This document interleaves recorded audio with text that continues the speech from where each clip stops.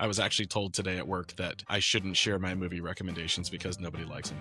What?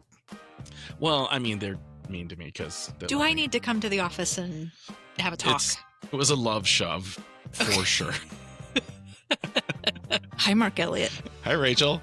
How are you? I'm good. How are you? Good. You were tilting your head in such a, inquisitive puppy way that it was making me laugh. Yeah. Welcome back to another episode. What number is this now? This is number 7 because if our it's navel beyond me gazing counting on one hand, it's too many. Navel gazing was number 6. Remember, we were going to catch the top edge of the first half for our reflecting on how we were doing and celebrating. Perfect. Well, how was the end of school for your districts that you support? I think there's been heartache around the region because of staff reductions, and I heard the phrase persistent uncertainty this week, and it applied to the federal uncertainty on what's coming and what's going, and then budget uncertainty as lots of things play out in the macro and microeconomics of K-12 and the states we live in. And that phrase persistent uncertainty has stuck with me. So I think there's been some heaviness because of the people who are leaving and not coming back at the end of school this year.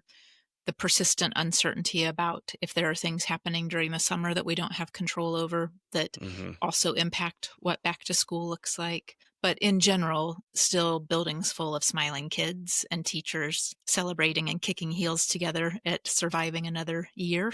I think especially those middle school teachers who seriously get extra life bonus points for surviving middle school teaching each year. Yeah, for sure. And it's, I think it was just a tough year all the way around with that persistent uncertainty that you were talking about and the way that it affects not only our teachers and our systems, but our parents and our families. And in particular, the fact that I work in the state capitol has a lot of impact, maybe a little bit more impact when it comes to changes that occur at state agencies and federal agencies and things like that. But yeah, we made it. We did. Our teachers are having a nice break now. Hopefully they're getting some downtime so we can ramp back up for next year. And this is our time. This is our time to get stuff done. Yes. Which seems to be less and less and less every summer. And now, as much as we expect our schools to be empty so we can do things, that's happening even less now. People are just around. So it's hard to find time working around other things that are happening in the building and projects that we just need to get done. So, yes. Are you like we are, where the clock started ticking a couple of days ago for us to have our stuff done and things moved out and around for the floor waxing brigade? Do you have that tension and that balance between the floor waxing and then being able to move things back in August before everyone arrives? It really seemed like in my previous district, which, gosh, that was officially now 11 years ago. So it's hard to even say that. That was a bigger issue then. But the last 2 summers, we've been installing safety vestibules in our schools that don't have them. And that's been the bigger thing because there's a technology component that goes with that capital construction piece, and working with them and making sure that that's done in time for school. Which is always a super tight race. So that's kind of our bigger things this summer. But it is summer. The sun is coming out. The days are nice and long. It's my favorite time of the year for sure. But we're making some changes. We just implemented something I know you're very interested in, and I didn't tell you this. We acquired Abnormal. We have to talk. Yeah. Either we bore people or not bore people on the podcast. And actually our guest today, maybe we'll touch on email security. Possibly. So that is kind of my lead into our guest today, who is the preeminent cybersecurity expert in our ACPE organization. Yes. And with that, I will let Rachel introduce today's guest. Yes. And folks may be guessing already, but we will be excited to welcome to the stage. And Mark, are you doing that part or do I do that part and talk at the same time? I don't get the rights to do it. That's right. I block out your power. So we're going to welcome from backstage April Mardock, who I have known now for, I believe, almost a decade, if not a decade, informally at first, and then joined on several projects the past 5 or 6 years, and in groups really dialing in security, how we plan for incidents, how we respond to incidents, how we continue learning together. April is the Chief Information Security Officer at Seattle Public Schools, is one of the national preeminent voices on security, has been on a couple of national podcasts, I think, here recently. And April and I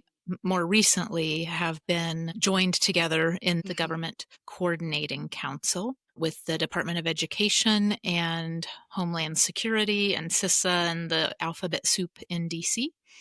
That those groups across most of the critical infrastructure have been disbanded now at the federal level. But there is IST, which is a nonprofit group in California that has picked up the K-12 sector work on this. And April and I still get to be part of this conversation and part of this large effort at change making across domains. And maybe we'll touch on some of the details on that later. So April, you are the person that I listen to, that I come to for advice and counsel, and just really appreciate the sharing that you do in our community and really respect the technical skill as well as the people and the change management skill that you have just been refining so beautifully the past decade. Thank you. It's really a group effort, as you well know. And it's actually, some of my work was founded teaming with some of your folks back when Jared was on your team. Yes. He kickstarted me and pushed me into a more public place in sharing this kind of content and making it available. He was a cheerleader on the side for a bunch of districts to improve their cybersecurity. And although he's moved out of K-12, that legacy lives on. So it's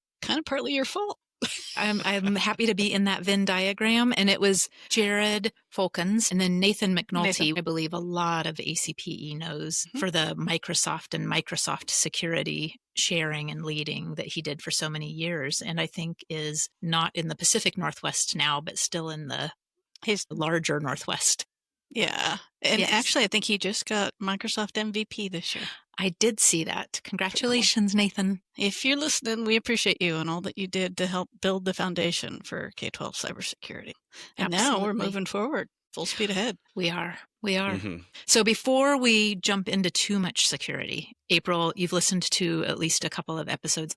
Know that we try to learn every episode, learning more every episode.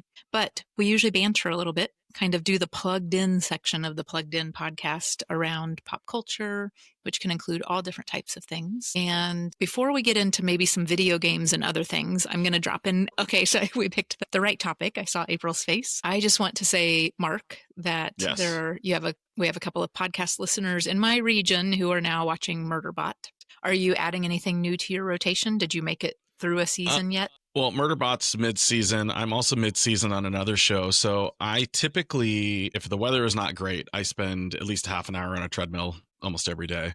But I have a big TV like right in front of it. So I watch a lot of TV while I'm on the treadmill, which makes it go a lot better. So that's how I get through my shows pretty well. But Murderbot is mid-season, and that's a super fun one. And it is golf season. So I started watching Apple TV's Stick with Owen Wilson. So I am all caught up on Stick. I got caught up last night, which is just a great story about a young guy who is just a golf phenom, but has had a lot of struggles in his life to deal with his talent and a pushy parent and some things like that. And it's a fun show. It's a kind of a little Ted Lasso-ish, I think. Not quite, but I'm enjoying it. Yeah, good. Nicole and I watch a show when we eat dinner. So we're on the second season of White Lotus. I really am not a big fan. Thank you for validating. I really did try. And then after the episode with Corey, I went back and tried again.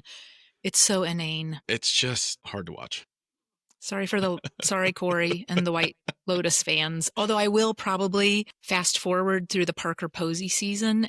I'm a big Parker Posey fan, and the voices that she does and the affect that she has, I will probably fast forward through and just watch her scenes. But I'll be honest, I'm a big Alexander Skarsgård. Actually, I'm a fan of all the Skarsgårds, and that's why I think I just am predisposed to enjoy Murderbot. But, that's my thoughts. April, what are you watching? Well, actually, I was listening to the podcast, and I'm going to have to go find Paradise because that sounds quite intriguing. It's so good. Yeah. It's so good.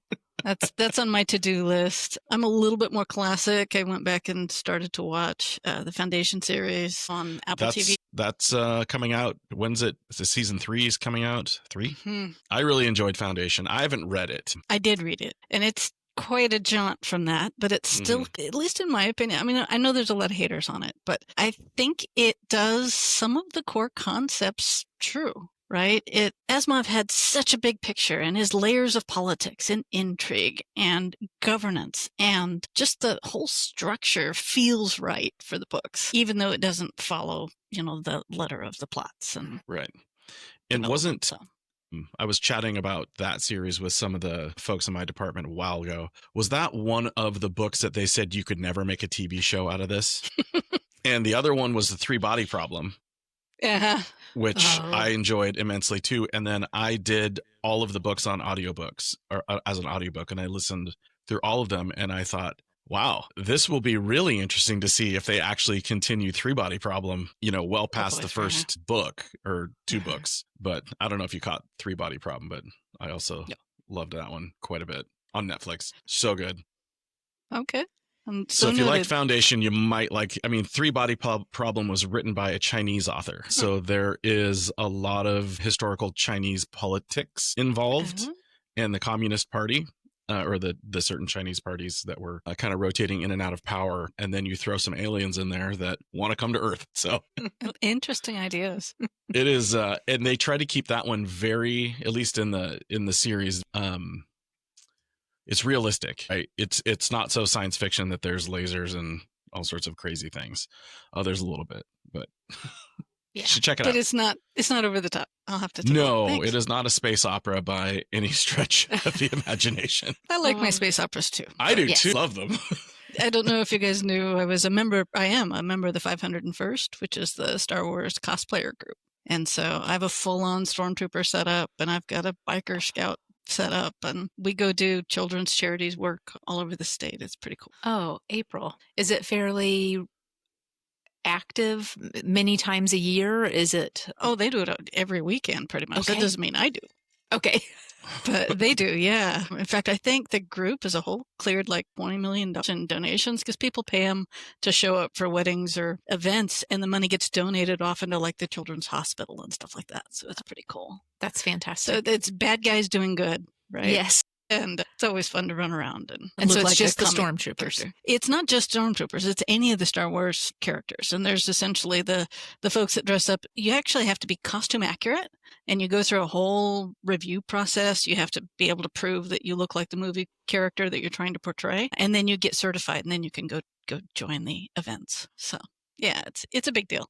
Yeah, that is a big deal. It is a big deal. A lot of fun. That's awesome, though. Yeah. Yeah. It's very cool.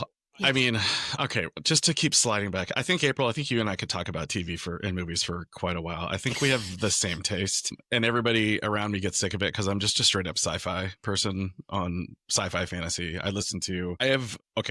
If anybody is interested, I'm on my third listen through on a 13-book series right now because I drive so much between home and work. It's called Expeditionary Force. It's Craig Allenson. He publishes straight to Amazon, and it is a really fun space opera-y kind of thing that includes a very snarky and a-hole is how he's referred to artificial intelligence that's millions of years old that just happens to really like the human beings that it's with. Don't even get me started on amazing audiobooks. Have you seen any of the Bobaverse ones? Oh, I've read all the Bobaverse. I'm totally caught up on Bobaverse. I'm good there.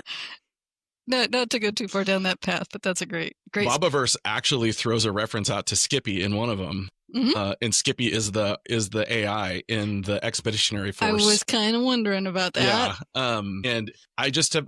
It's such a fun series because there's a lot of problem solving in it. But the first book is tough to get through because the author, I think, provides way too much backstory on the eventual main character and, how he ended up where he's at. They could have cut half of that. Just get to the part where he finds the AI, and it's hilarious. The whole mood of the book changes from that point, and it's just amazing. So Expeditionary Force, first book is called Columbus Day.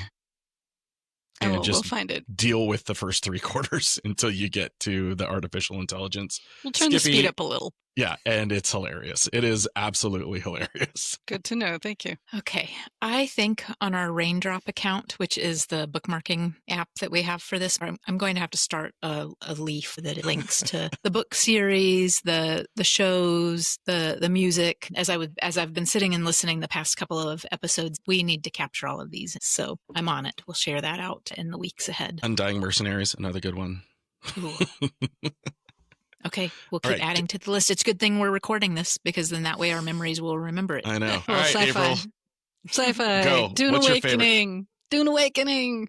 I haven't Fairly played new. it. And Dune was one of my favorite books I read, at least the ones that they made the movie out of, but I haven't played it. Is it good? I Obviously love it's it. good. You really I love it because it's. Is it a co-op? Like, can you play with people? Oh, yeah. Or is it It's a persistent multi-user world. Okay. They've broken it into a bunch of different servers, mostly for regional latency issues. But it's amazing because they've combined your classic kind of world building sandbox and your sort of longer term RPG adventure story where you're playing out the full Dune kind of concept and, what's happened with the characters and the politics and the intrigue. And you can also get into battles and player versus player stuff, but only if you want to. You don't have to. But it's got a little bit of everything. And I swear every time I play that game, I both get an adrenaline rush because you're trying to fight, survive, but it's also a lot of fun to adventure with your group. It's just challenging enough to make you kind of focus and work. Teamwork is important, but you can do solo play if you want to. But anyway, I'm ranting a little bit. But what I loved about it is it kept the flavor of Dune. It kept the story is there. What they did is they basically split the timeline and said, what if Paul never happened? Oh. What if his mom followed the rules? And what would have happened to Dune at that point? And so you get to play in that world. And figure it out as you go. So Well, anyway, cool. Yeah. All right, I have a serious question for you, though. And sorry, Rachel, I'm veering a little bit. Of the Dune movies, which was your favorite? The first. So I mean, not the Dennis Villeneuve ones. The first, there was the 1980s David Lynch version. Oh. Mm-hmm. There was the Dennis Villeneuve, and then there was like a made-for-TV one or something somewhere in there. There was 3. Mm-hmm. I think there was 3. I'm just curious, which was your favorite? I still like the books. I'm not really a fan of the movies as much. They don't do the same justice. Frank was such a vivid writer. You would see the story playing in your head. I don't think there's a movie around that can do it justice to that degree. I mean, I thought the Dennis Villeneuve one was really, really good. I don't think there's any question. I still love the David Lynch one. It was so weird. It was so David Lynch. All the inner monologue, all of that was just, and it didn't really follow the books as well as the Dennis Villeneuve did, but it just still was my favorite. I don't know why. But anyway, back to video games. Play a lot of Call of Duty. But that's because my friends play Call of Duty and they live in another state, and it's my way of talking with them and hanging out. But when I'm playing on my own, I got really into, Borderlands was a favorite. I like shooters. Did you do Fallout? I did Fallout. I did all the Fallout, and I started playing Fallout 4 again when Fallout came out. I did too. It's a lot of fun. The mechanics of that game are really well done. And it plays on old hardware. So, hey. Yeah. I played, gosh, why can't I think of the name of it? Was it Starfield? Which was very much a gigantic world. Just kind of go do your own thing. And it was like you could just kind of waste because it was kind of a sci-fi Fallout. It was. It was Fallout. It was Fallout. And I would joke about, this is just Fallout. But then it got a little repetitive for me.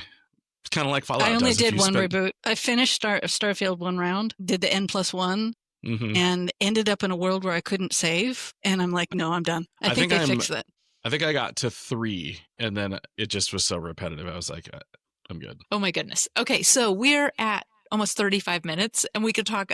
Maybe we should just make this episode. April, this happens all the time. Like, we go an hour and 45 minutes when we do these. It's totally normal. But I would like to get into some of the topics that April is uniquely positioned to have conversations with about. And first, I just want to do a shout out. In a community like ACPE, what I have observed over the years is there are people who are natural sharers and teachers and willing to dig in and share. We've talked to Mark about lurkers also, the people who are learning every day from those people who are more chatty but are more quiet. And in my first years in ACPE, sometimes there would be elbow throwing on the email list. Well, I can't understand why you would choose that brand or why you would do that thing. Not very often, but there was some posturing around, what decisions people were making in a mostly friendly or mostly harmless way. And so what I've noticed just this past week, and I made a note so that I would remember it, wanted to really just say that the Microsoft channel in Discord,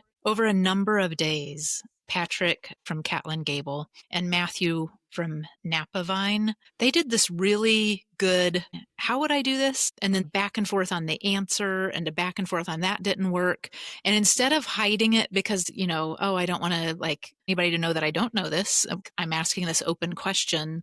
I just think that's some of the most powerful moments of ACPE, again, on the email list and in Discord, and this Microsoft channel kind of back and forth. And I can't imagine that there are a dozen or 3 dozen or 4 dozen people who maybe didn't chime in the flow of conversation, but walked away learning something and knowing how to do something. I remember the teachers that would say, you should ask that question because somebody else in class has the same question. Yes. Yeah. Yes. And instead of it being a DM, like, ooh, I'll DM you, right? It was there in the public channel. And I just wanted to share appreciation for that because I think those moments where we're brave and bold enough to ask a question, like, I haven't done this before and I need to figure it out. And then watching that byplay, it was just really graceful. So Patrick and Matthew, I was like, oh, this is pretty fascinating. So I'm going to call it out and mention it. It was really great. And that has been the power of ACPE for so long. And, this is my plug for anybody who's listening or wants to contribute. I was in a session where we were talking about collaborative groups once, and some of the small district people said we're intimidated to share our thoughts and ask questions because some of the big districts might basically look down on us like we're not capable. And I'm like, no. Absolutely not. We're all here to help each other and ask the question. Just ask the question. Nobody is going to look at you and go, why did you ask that question? That's crazy. Well, and to be honest, some of the smaller districts are more agile than we are and can experiment more and learn more and teach us. And that is exactly what I said in that was like, we can move quickly. Oh, yeah. Some of those big districts is like steering a giant ship. So as we continue to tiptoe in towards the technical topics, we got MS-ISAC changes, something that we used to be able to subscribe to in terms of the information sharing, the threat and the intel emails. Those are now for a fee. Do you both have a plan on a yes or no yet, if you're able to share it? I can share a little on my side. So they provided a number of services, from basically notifying folks when there might have been a ransomware about to launch. They did the sort of DNS, secondary DNS support for the malicious domain blocking. A lot of us do that through our filters now. So the filter vendors kind of fill that role. We did a side-by-side comparison on cost, and K-12-6 is actually cheaper if you don't use all the services. MS-ISAC has twice as many services, right? We're going to get our Styx taxi from K-12-6 at this point, I think. They have a platform for sharing confidential content, which that's one of my big things is I would love districts when they have cyber events to share details. I've been working with OSPI on this and even trying to work with the cyber insurance vendors on this. We need a place where we can tell each other when there's an active event, there's an indicator of compromise, because we all use the same stuff, right? We use the same apps, we use the same appliances, we use the same platforms. If there's a hole that hits one of us, it's likely to hit more than one of us. So I'm really excited about getting people to share in those protected spaces. Obviously, we don't want that to go to the press or to the criminals, but we want to be able to share it with each other. Right now, I don't know if I can convince my management team to let me have both, the K-12-6 side and the MS-ISAC side. We're big and our price tag's pretty significant, so I might try to make do. The one thing I'm worried about is the NCSR, their assessment, was tied to grant applications for the state and local grants, the cybersecurity grants. So how do I decouple that? I don't know. That's a problem. So in my perfect world, I would still do both because I think they each bring different things to the table. But if I have to pick one, I'm probably going to go with the cheaper one because our budgets are in dire straits right now. Yes, all that. I am smaller, and proportionally, it's still a decent percent of our budget. But I'm still trying to decide if I want the double layer. I think I'm a K-12-6 member, and then I do the MS-ISAC again for the the threat intel. We don't do a lot of the ancillary services because we have other products that are doing some of the vulnerability scanning and things like that for us. But what I really like about the K-12-6 that adds an extra layer that the MSI SAC reports don't have, April, is the weekly ransomware and the threats by sector and the incidents by sector. And each time that I look at that weekly email and it says for the critical sectors, right, so many in energy, so many in infrastructure, this and that. And then we get to education and there are some weeks where it's like 1 or 3 in education. And then there are other weeks where we have 8 or 9 or 11, right? And the other more critical kind of top line Maslow hierarchy of needs, electric, water, roads, finance, they have many more. And then there have been weeks this past year, especially that I've noticed, April, where the education number is higher than the other critical infrastructure groups. Well, and I get that group tends to spin up ad hoc sessions in a hurry so we can share details about specific attacks like we did with the whole PowerSchool thing. Yes. That was important because it's K-12 only, right? It's not trying to cover all the bases, and sometimes that's helpful. Yes. Now, that said, they don't have all the same services. So if you need those services, then you got to go pay for it. That's a decision every district's going to have to make. Mark, I think you said maybe you don't have quite a bead yet on what you're doing. It's more of a conversation with my network admin. This is kind of back to the budget thing. In our last tech levy, we were supposed to have a network security cyber specialist. We ended up cutting that position, which is not something anybody ever wants to hear, but it's tough right now. We're planning another levy right now, and it's not fun trying to, make a tech levy stretch. But something we are doing, because we're still kind of in the space of building out our full security posture through appliances and services. I mentioned it right at the beginning. We just picked up Abnormal for email security. It's kind of one of our last pieces that I think we really needed to do until I heard April talking about, what was it, your web app filter? Mm-hmm. Talking about that. And I was like, oh my God, we need a web app filter now. Yeah. I was an elementary teacher, April. I did not go to school for this stuff. And in our planning right now, I'm trying to show our committee, which is made up of teachers and administrators and district office people, what our differentiation of spending is going to. And I made a whole section of just cybersecurity. And I go, it did not look like this before. It has never looked like this before. This is a cost that it doesn't matter how big or how many students we have. This is a cost that applies and is growing and is a responsibility that we have even as our enrollment is dropping.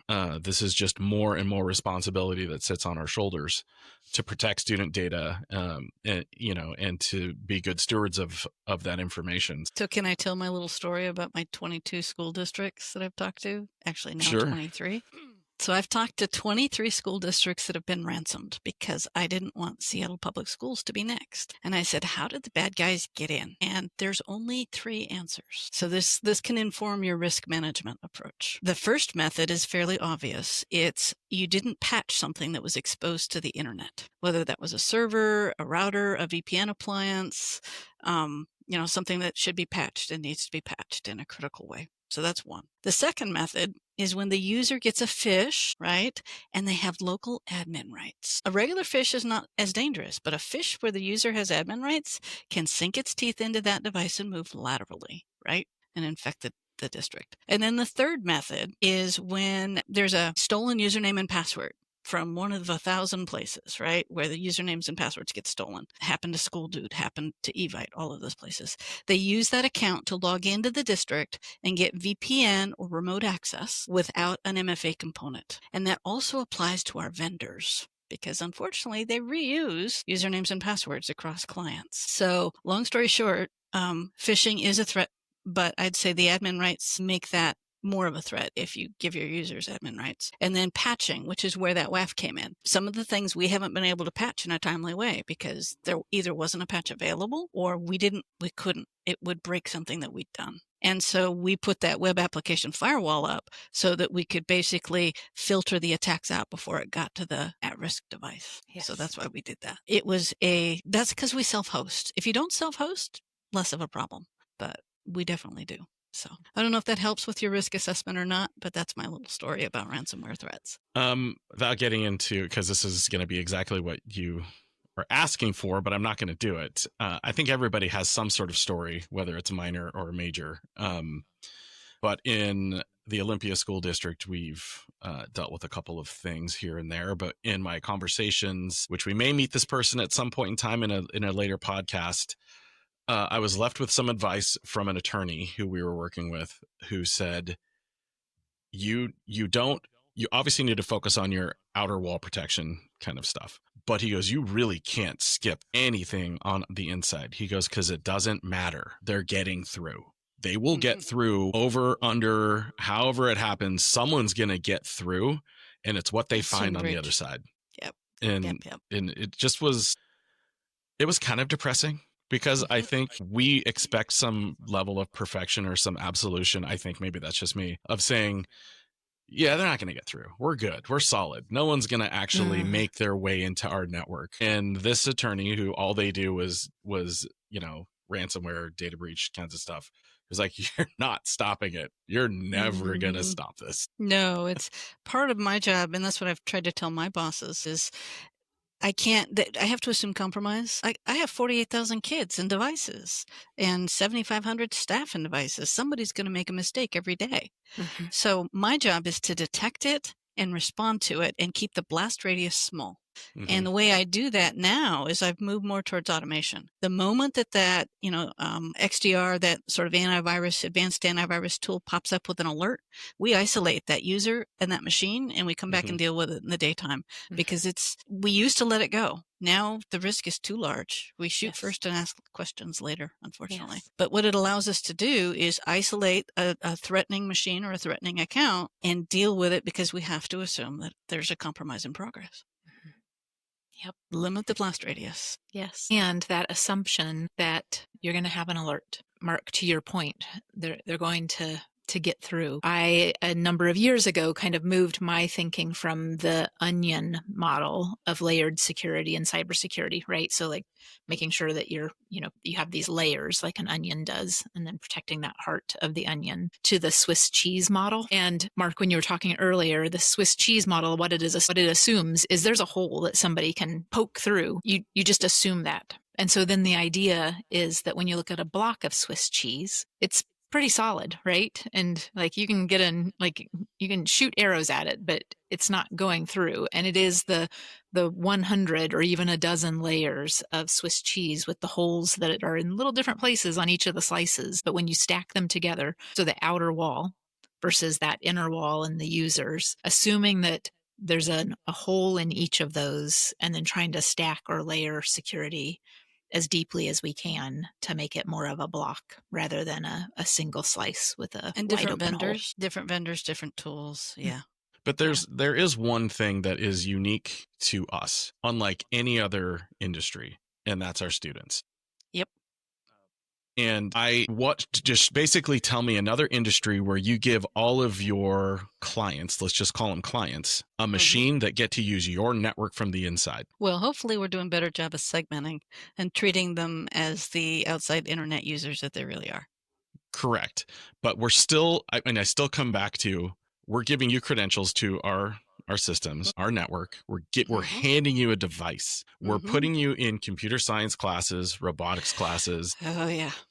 And in a lot of those clubs, they're asking for higher level permissions because they need to do certain things. And there isn't, my spouse is in finance. She's in banking. And I'm like, okay, you have your firewalls. You actually limit how much access your employees get. Yet this would be like giving everybody who has a bank account with you the right to come into your bank's network and use it with the device you gave them. Yep. Yep. That is the world that we live in. And these kids are smart. Like, they are. Smart. Yep. Yeah, we could probably trade a few horror stories in that space too, on what they're doing and how they're doing it. Everything from re-imaging the device, taking it off of management completely, putting their own OS on it. We had Dell devices that you can basically reset the BIOS password by going to a website, feeding it the serial number, and back comes this access code that gives you override. And so then they just reimage the box. Ugh. And that's one method, but at least it's no longer running with trusted credentials and trusted keys, right? But yeah, they get pretty clever. in what they're doing. Computer science is a particularly strong challenge for us because we do end up poking holes for them to be able to compile and run code and download from GitHub. We actually block GitHub for staff because so many malicious downloads were coming from there. Somebody would hit a compromise link and it'd try to go fetch its compromised code from the GitHub site. So we started blocking it because of that. But yeah, the computer science kids get a lot of extra rights and privileges, and they become definitely a larger threat vector. Mm-hmm. Yes. Do you segment them out in essentially like a padded room? Insofar as we can, yes. Mm-hmm. Yeah. All the students are in a padded room of a sort, right? Mm-hmm. They shouldn't be able to see the production servers doing HR or other things of that nature. At the same time, it's kind of a fine line between handicapping them to the point where they can't do their work, right? Mm-hmm.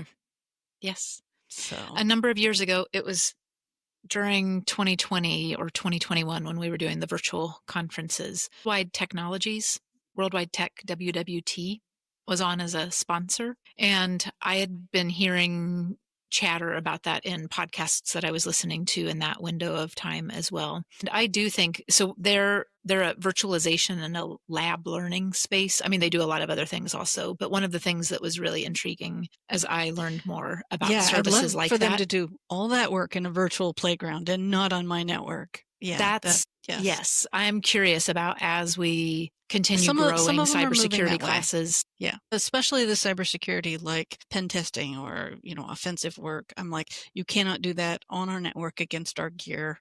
I'll shut it down and you will cease to have fun. Yeah. Yeah. Go practice elsewhere. Right. Yeah. Yeah. I am kind of curious sitting here. I don't know in this moment on this episode, but I wonder if there's somebody who's doing university or K-12 focused lab environments.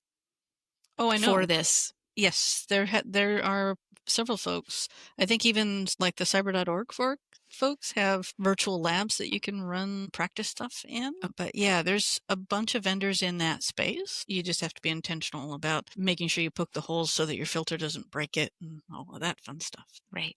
Right.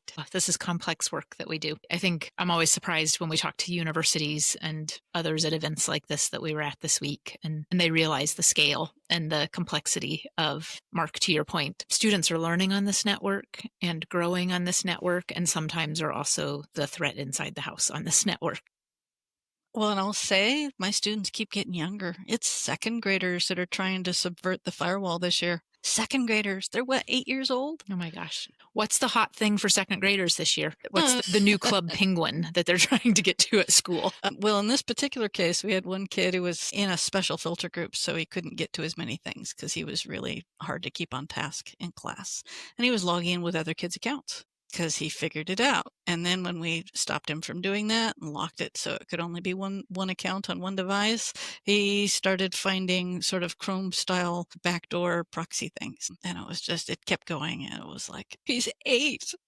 Oh my gosh. Oh, the resourcefulness of an 8-year-old.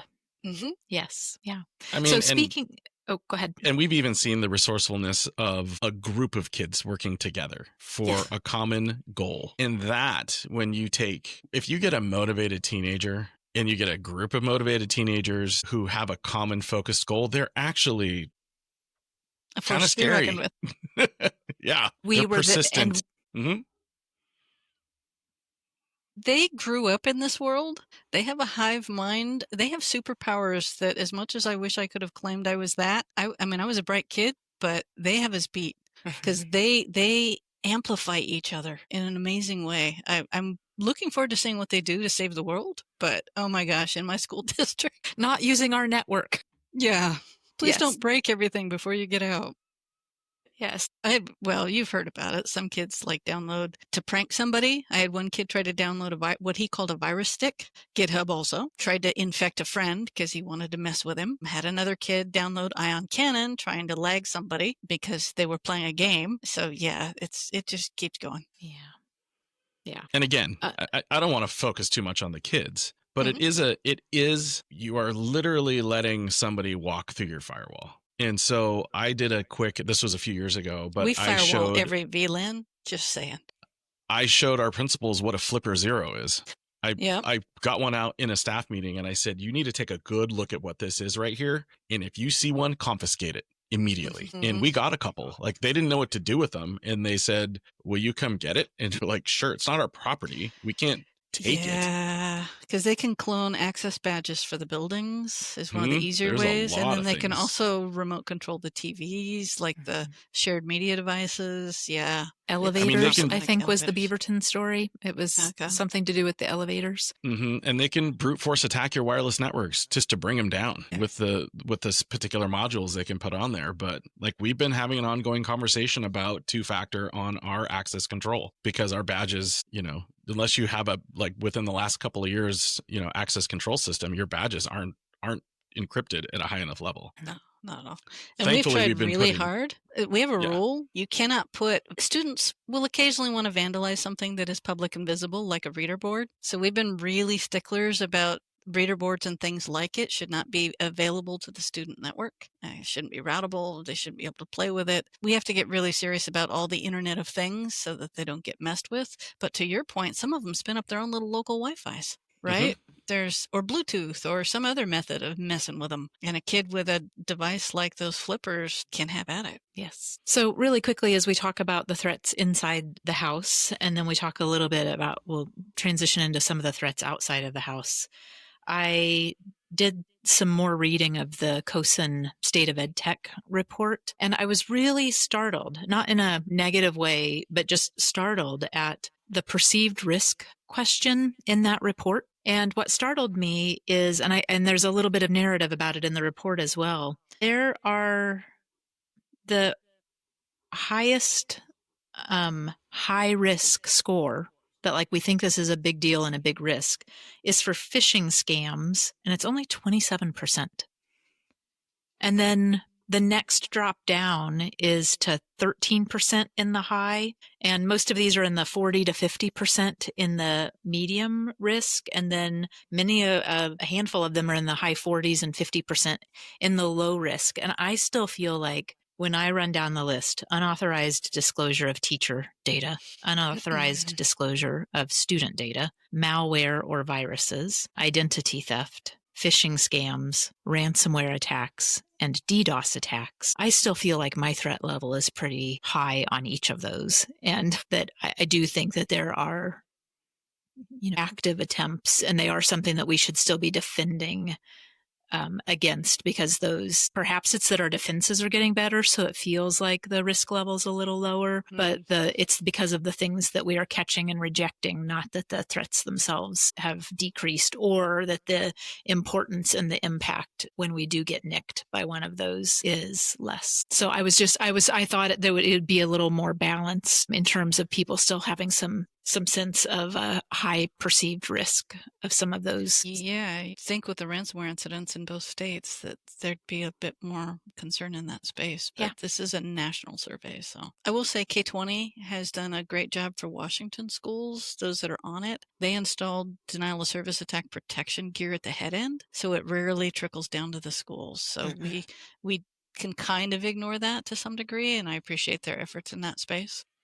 That was I'm on the K20, at least used to be on the K20 NAC committee, or NAC. I don't need to say committee twice, but that was a long conversation we had about putting that at the head and what we were going to pick. And it was really actually a lot of fun. And I said to Dennis Small at the time, I go, why do you have me on this committee? I was a 6th grade teacher. And he goes, no, you understand what we're saying. He goes, and you kind of are a translator. And I was like, okay, I can do that. I'm not going to offer a lot of technical insight on this, but that is one huge benefit to the K20, is that we have that DDoS protection at the head. And funny enough, we actually were DDoS during finals at semester this year, and it was such a terrible attack, it made it through. Ooh. I don't think it knew what to do with it. It was just so mediocre. It was kind of like we'd be up and we'd be down. We'd be up and we'd be down. And we would call the knock, and we're just like, what's happening here?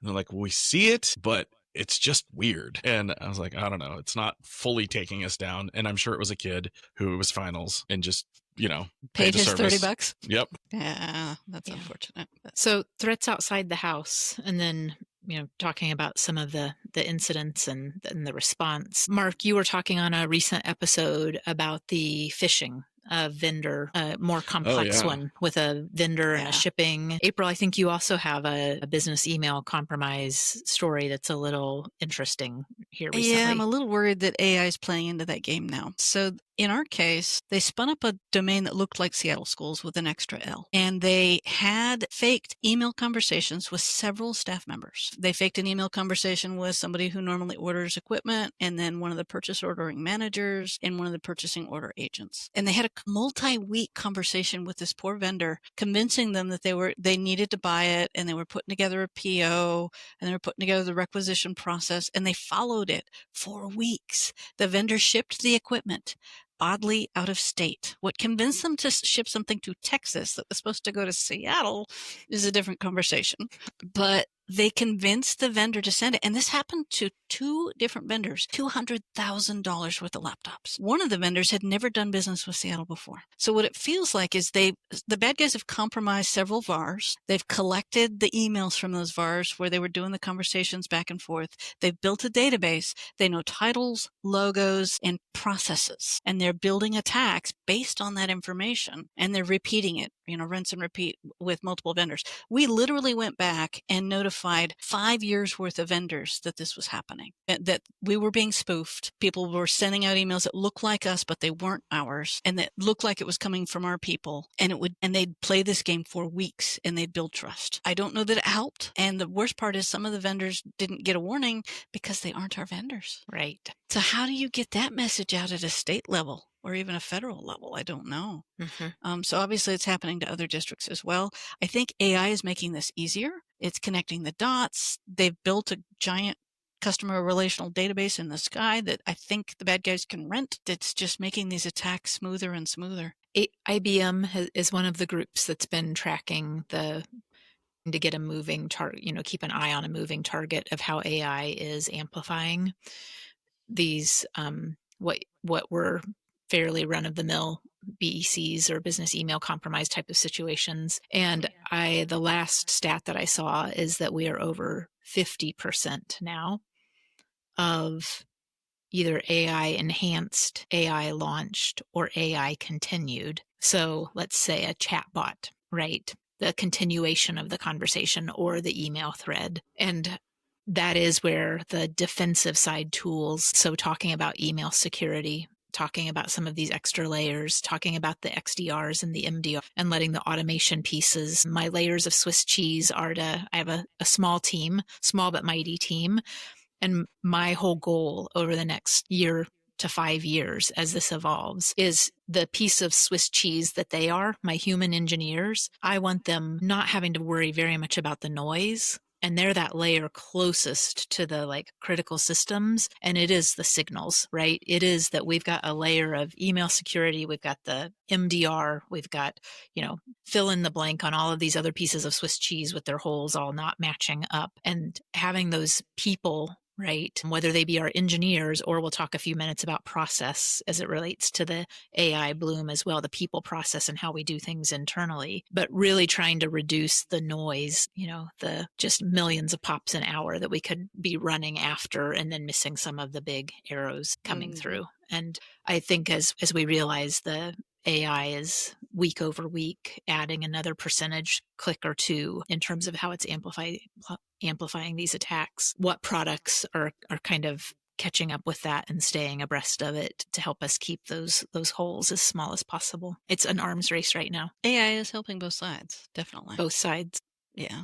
I would say for a while I was ignoring impossible travel alerts, which is when an IP address shows up in 2 places at once, because so many folks were using VPNs, so many folks were using cell phones with IPv6 addresses that could look like they're anywhere in the US. But the AI tools are better at helping me sift the signal to noise, and they feed me the probable travel events that really are seriously concerning, that might be a Linux host or something that is abnormal. It knows what's normal and it knows what's not.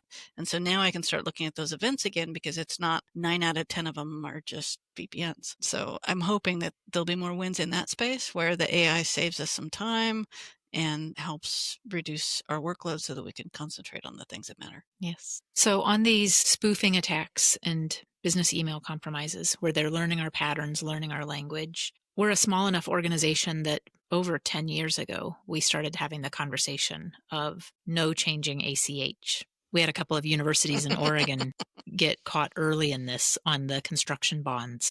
Mm-hmm.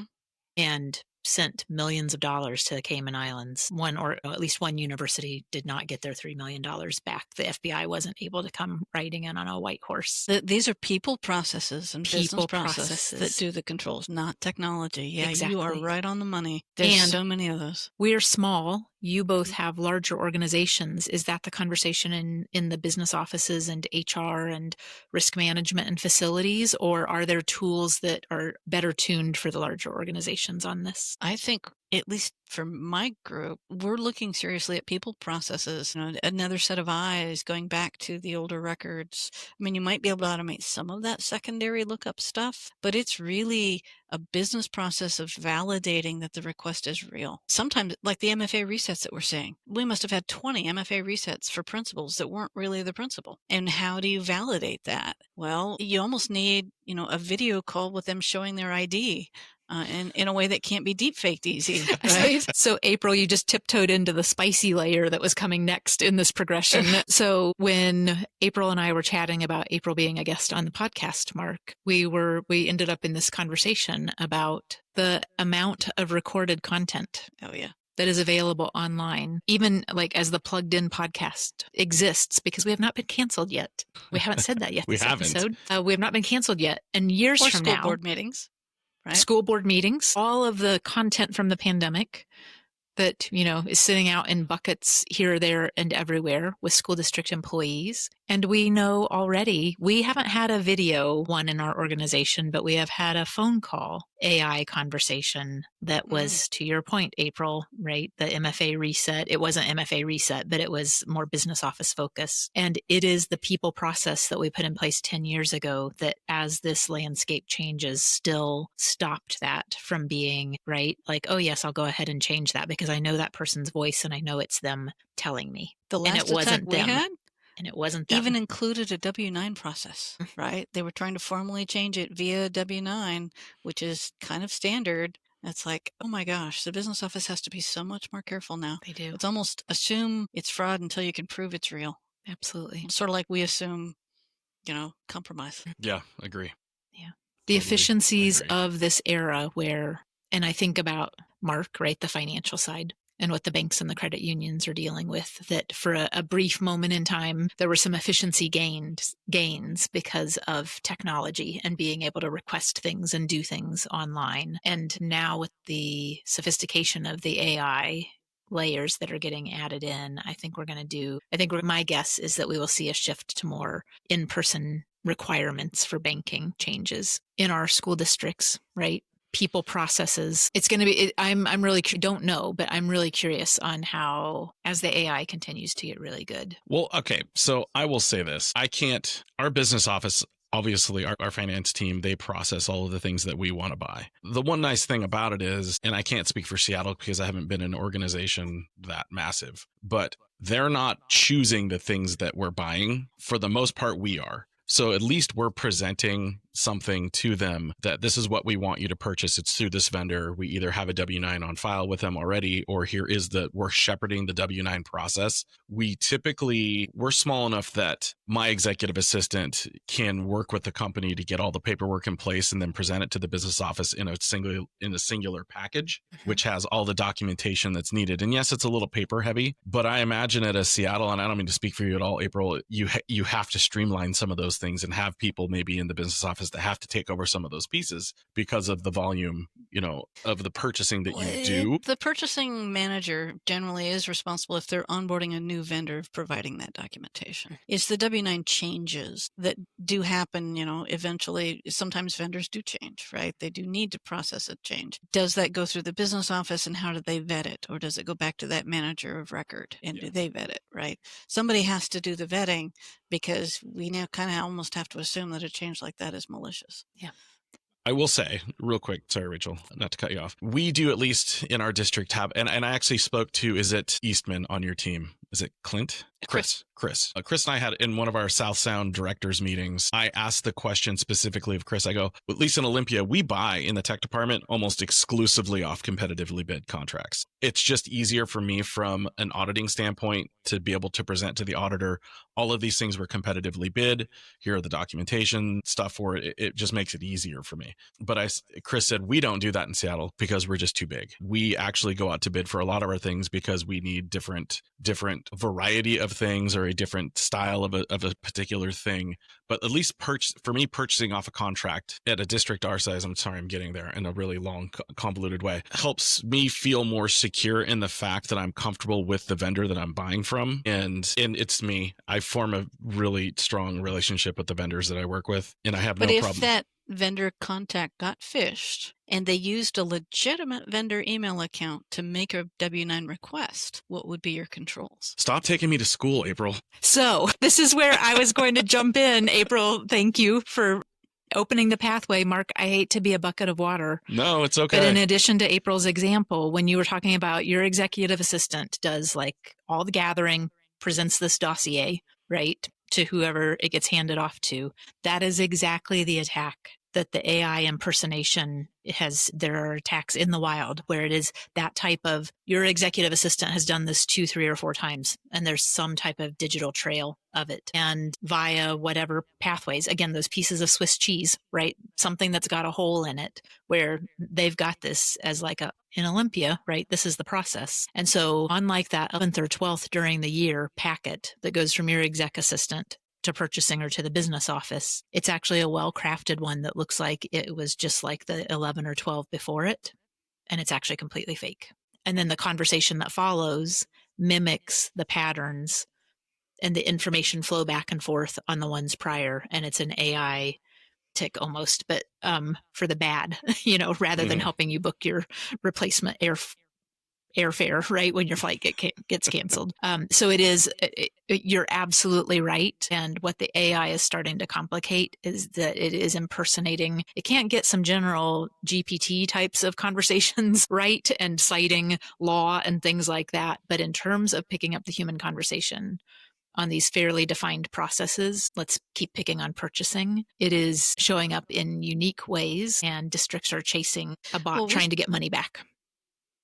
I saw a conversation that was obviously made up by AI back and forth, but it was an approval conversation between the superintendent and the CFO. And they had everybody's name right. They had the signatures right. And they had this conversation talking about this, inquiry and then an approval and then an escalation. Please make this happen ASAP. And that was a very interesting attack. It failed because it's essentially fish and it was sourced from outside the district. But they are also finding sneaky ways to send mail that looks like it's from the district, even with our SPF and our DKIM and our DMARC set up. Some stuff still seems to get through the cracks, and that's really frustrating. So I'll be very interested to hear how your abnormal goes with your phishing controls, because that seems to be a hole for some of this impersonation and spoofing. So the matching the attacks, right? The matching the opponents, right? Mm-hmm. We don't put in like a beginning fighter against an advanced. I am really curious about the email. I talked several times about email security this week in some of these events. Around it is the layer that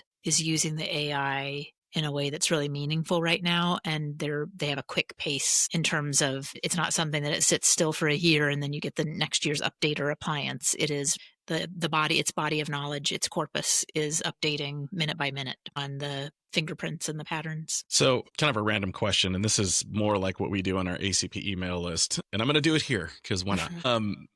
And April, this is a question for you. Do you have a separate purchasing and management control or contract control system or something outside of your ERP? Yes. So you've got to be one of the only school districts I know that has that because we just can't afford something like that.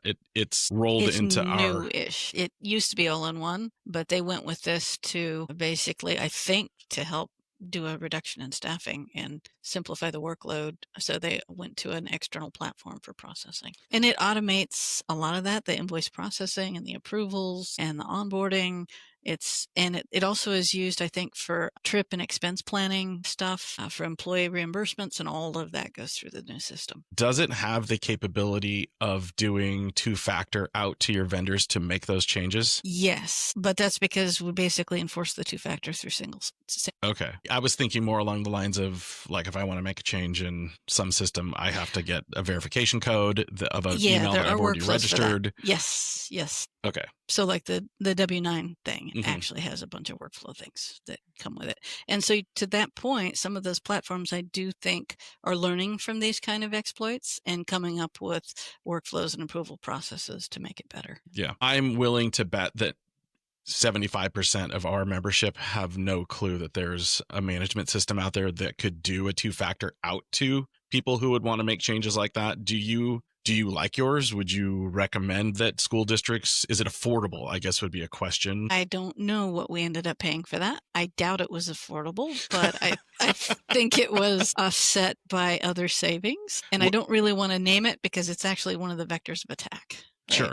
Sure. I was actually just going to say, if you're comfortable and our listeners are interested, would you mind if they emailed you or they got a hold of you? I'll put something in the Discord. Yeah. Great. That'd be great. So I can put that in the podcast. Because I don't want to drop a product in here either.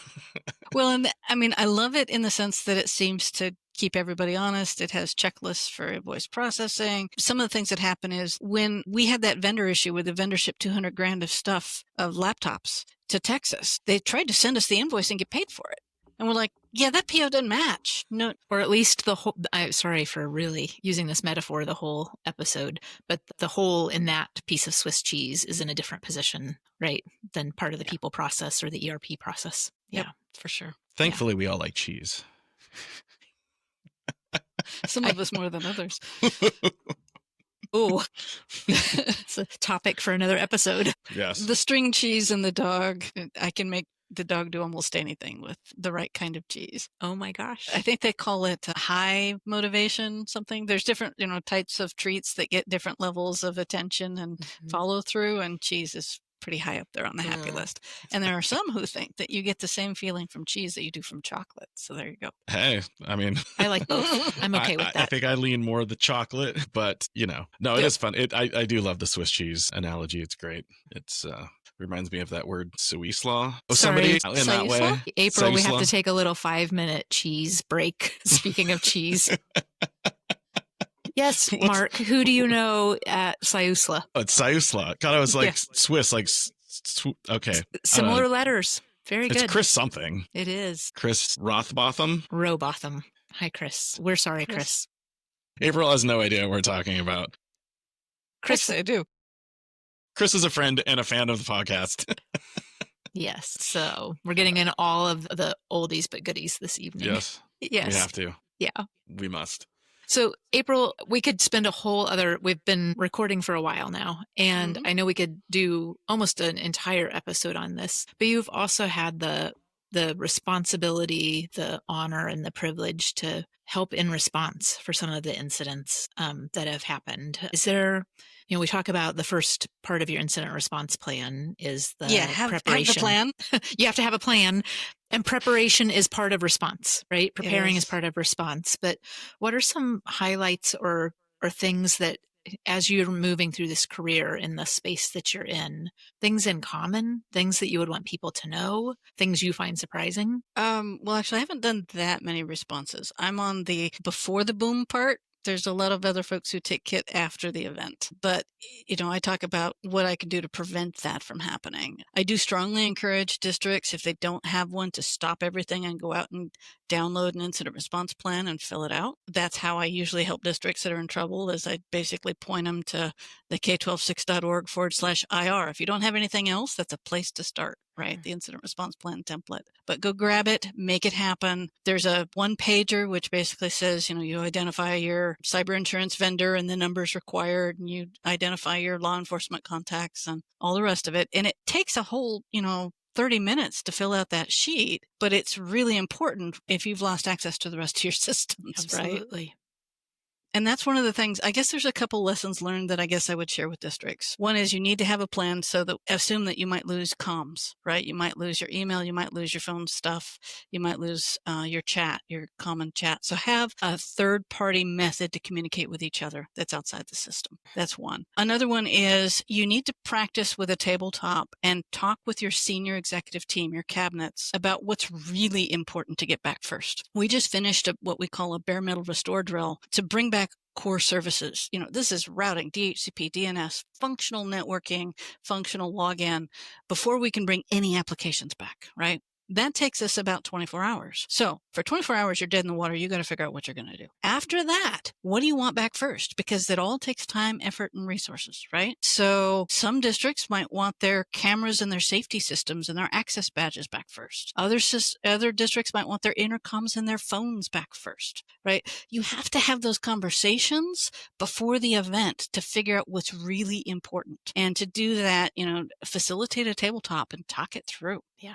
Right? So that's another important thing so that you know what needs to come back up first when you're in that situation. And then, of course, the immutable backups. If you can delete the backup, the bad guys can also. So you need to make sure whatever you're doing for backups, whether it's tapes or immutable systems or whatever, that you cannot, no matter what you do, no matter who you call, you can't delete that backup. Because one district actually ran into a situation where the bad guys called their vendor, their cloud backup vendor, said, we're terminating the service. Please delete all our content. And they did. The vendor did. So make sure your backups are immutable. That's another piece of it, because otherwise you can't restore it. Also know, your time to restore, right? If you're relying on the cloud to do your backups, you know how long it takes to back up to the cloud, right? If you were doing a full backup, it will take just as long to pull all that data back down, unless you get like a snowball shipment where you can get up, and you should know that's available for many vendors. You can get a chunk of hardware shipped to you that might actually be faster than trying to pull it down out of the internet. So that's another one. And the last one I would mention for recovery is reimaging, especially for the Windows districts. So it takes us now granted, we're huge, right? 50,000 kids. It takes us 4 weeks to reimage computers in the summer.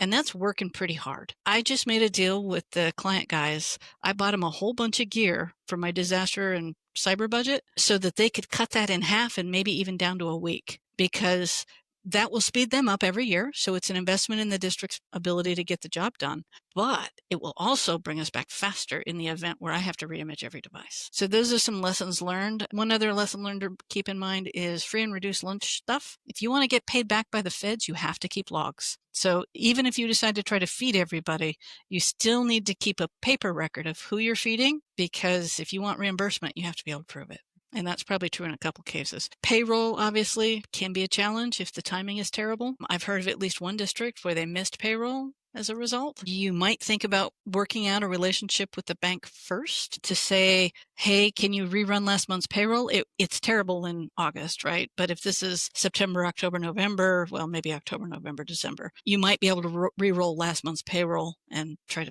clean it up later. That might work for a district. It might not. I'm not saying it'll work for yours, but it's something to keep in mind. So those are a couple of interesting tactics that districts have had to take in this space. So, in this conversation, how would you scale this conversation for the majority of districts, say, that are in my ESD? So we're the second largest school district in ESD 113, and we have 9,500 kids. It's just a ton of little districts. And it is nice that, at least for us, their student information systems and their ERP are Skyward for the most part, and it's all hosted up at WSIPSI. So that's they're not doing a some huge... really interesting collaboration things. I'm hoping to talk them into encouraging districts to do incident response plans and some other really cool stuff. But where would you, or how would you recommend a district that has a person or two people that wear all the hats? Where would they start? With the IR plan template.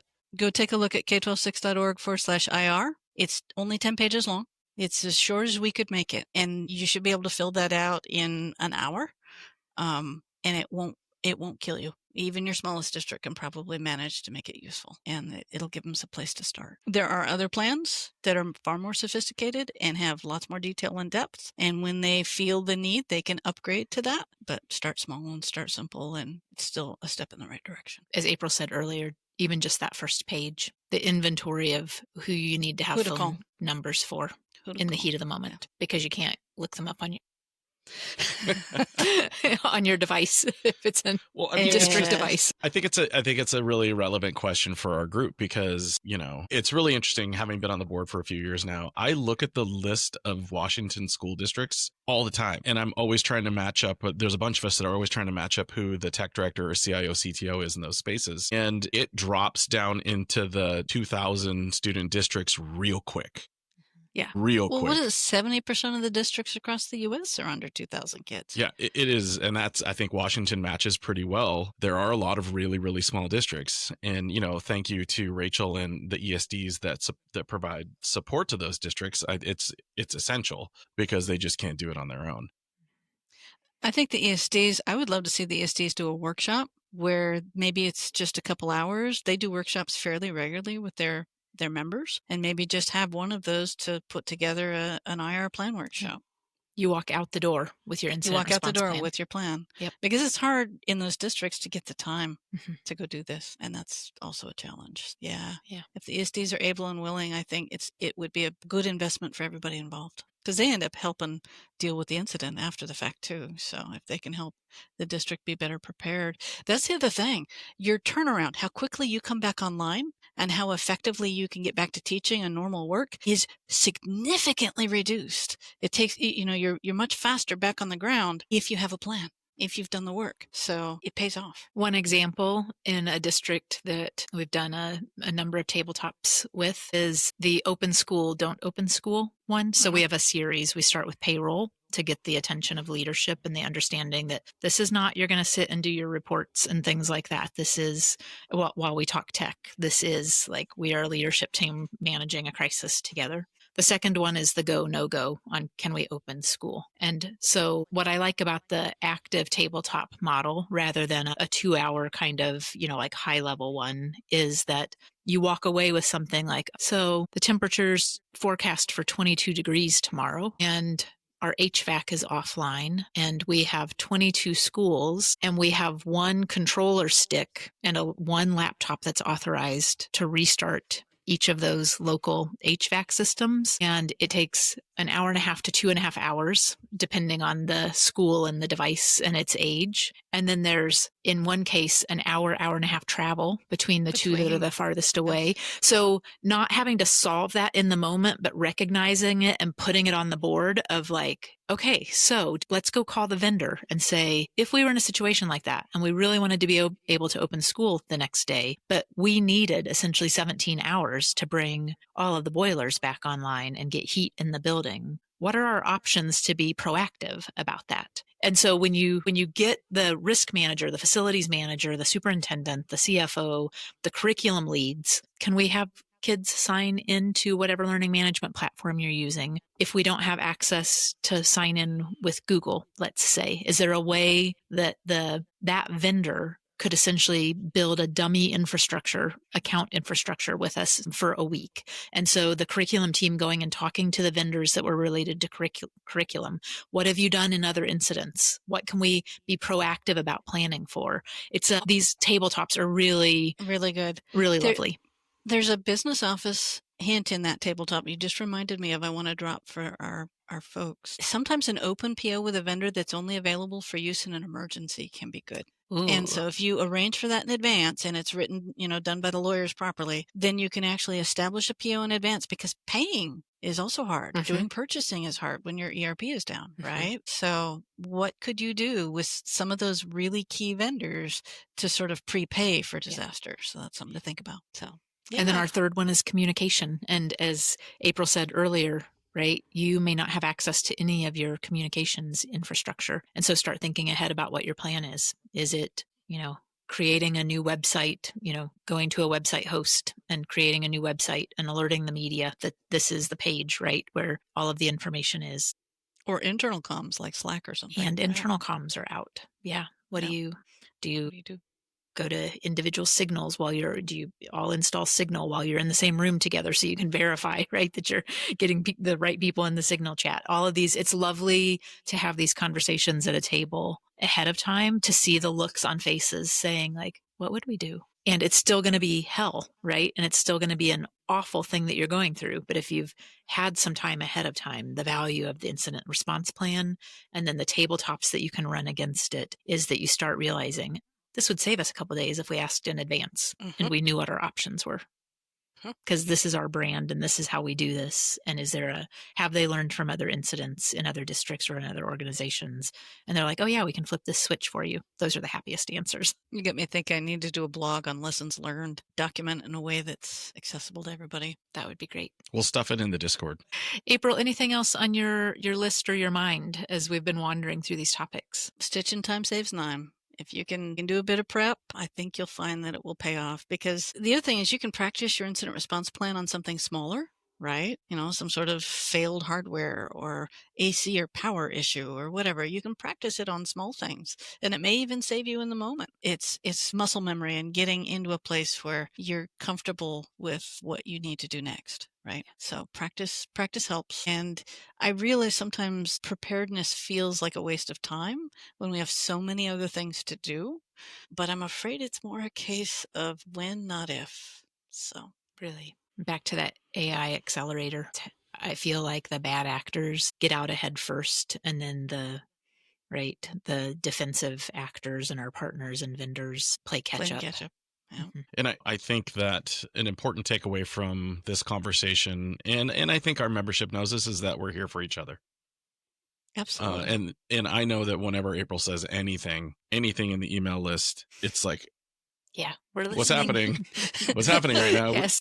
We take you very seriously. I'll even say, having been on the program committee for the last couple of conferences, we don't really question what you submit to present, and we don't even wait for you to submit anything. We just carve out space for you because we know people want to hear the things that you would like to share with us. And again, I think that's the value of this, is we will have, colleagues going through this. We ourselves may go through this, and knowing that we can lean on each other a little bit, and having seen that happen, with some of the incidents that have occurred where school districts have shared, tech departments have shared resources to assist, has just been a testament, I think, to our organization and the values that we hold. Yep, for sure. Thank you. This has been an amazing conversation, and I hope it's given people a lot to think about. Well, I'm sure we'll be talking about this more. I think we will. It's given me a lot to think about. I was making notes as April was talking earlier, like, I need to go back and double check that, or, I want to do that. And yes, thank you not only for talking security with us, April, this evening, and we've gone quite long because we were dithering at the beginning, but also talking about the series. But Guppy Nine Toes. We might have a Guppy Nine Toes. Furball alert. So we have a Guppy. Guppy's saying, okay, come on, Dad. Okay.